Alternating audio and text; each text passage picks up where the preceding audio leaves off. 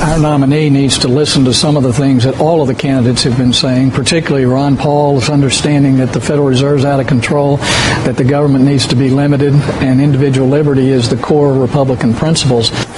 That was Republican Senator Jim DeMint on Morning Joe today, talking about embracing Ron Paul's brand of libertarianism.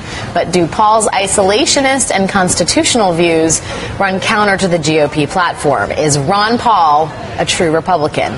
Willie Geist is the host of Way Too Early here on MSNBC and our resident Ron Paul expert. Am I? I just hope I can get through the segment without SE calling me a woman. Good Lord. Ms. Geist. Harsh criticism over there. Just bury your sorrows in a tub of Ben & Jerry's. We have Ron Paul on record saying that he thinks he's a danger to the status quo. What do you make of that? Is he a danger to the status quo? Of course he is. He's a danger if he runs as a third-party candidate. He re-elects President Obama, and the polls bear that out. If you put on paper a blind taste test, a guy who won 20% in the Iowa caucus, a guy who won 23% in New Hampshire, a guy who can raise $1 million overnight if he needs to, has incredible energy around his campaign, you'd say, wow, that guy is for real. He's a challenger. And then you tell people he's Ron Paul, and they go, oh, right. It's Ron Paul. He's not. The numbers tell you he is a challenger, and he is insofar, I think, as he runs as a third-party candidate. Beyond that, I think he just chips away a little bit. But Mitt Romney certainly has to reckon with him. Yeah, I think, we talked a little bit yesterday about how does Mitt Romney build a house for Ron Paul supporters. I mean, you were out in New Hampshire. I was out in New Hampshire. I know you guys have experience with the New Hampshire electorate. The folks that are going for Ron Paul are young. They're libertarian. They like his drug policy, his foreign policy. They're not that concerned about, the dismantling of the Fed in terms of his fiscal policy. It didn't feel like that was one of the big rallying banners under which they were rallying.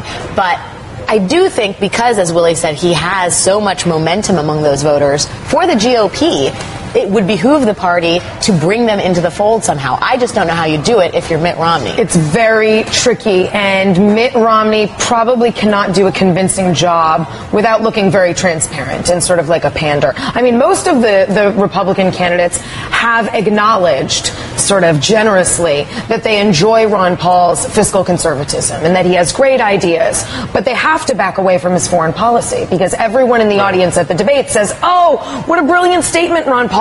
And then it's followed by I wish he didn't say that. I mean, that's how it goes with him.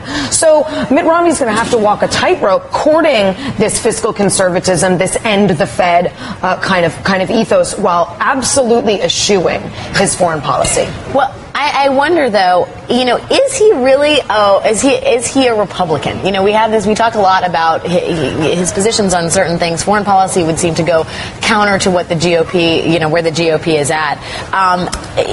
You have folks like John Huntsman, I think, feeling pushed to say, we got to get all the troops home from Afghanistan, perhaps in a nod to Ron Paul supporters. But at the end of the day, shouldn't this guy be a third-party candidate? Well, even though he's a Republican, I mean, he is finishing what Reagan started. He wants to finish what Reagan started. He makes Gingrich look like a pretender in terms of federal spending. He wants to starve the federal government of money so that it can shrink and disappear. That's what he wants. That's what Reagan wanted. So, I mean, I don't see this guy as anything but a Republican. And a lot of Republicans were isolationists in the 1940s and the 1950s. This is not new to the Republican Party. So I think this talk that he's not a Republican is really convenient for the GOP to get this guy out of the way. And I think the second thing is he has to triangulate between support for him, for Romney, and then what is he going to do for his son, Rand Paul? Well, who does, I want to bring, see what Willie says, but who does think he's a Republican is a huge chunk of the voters in the first two states in the Republican primaries. Yeah, absolutely. And people who identify with the Tea Party put him in second in New Hampshire. Evangelicals put him in second in New Hampshire. So it's not just this easy dismissal of saying, well, these states are representative. The self-identified conservative wings of the party are drawn to him, aren't they? And I think his supporters view him as actually more than a Republican. He's a messenger for something. If you look at the exit polling out of New Hampshire, they said 77% said they were dissatisfied with the Obama administration. 4 years ago, his supporters, 78% of them said they were dissatisfied with the Bush administration. So it's not necessarily about whether it's a Democrat or a Republican in power. It's about raging against the machine if you're supporting Ron Paul. Don't you find it interesting, though, and this is anecdotal, but remember the idea around McCain was that he's so old. Why is no one pointing out that that Ron Paul is like 300 years old? Because I think they really don't want to take It doesn't that matter with seriously because they see him as just kind And of to be fair, a figurehead. Yoda lived till 420. That's true. That And we is don't true. know how old Gollum was. You know what Ron Paul does, though, that's unfortunate? The minute you try to take him seriously and you look at all these numbers, he told ABC last week, Terry Moran, I think, asked him, do you see yourself sitting in the White House? He goes, not really. Not really. We don't either. Worth mentioning, Ron Paul has $13 million in the bank as of last quarter, so we will be seeing more from him. Coming up next, the Bain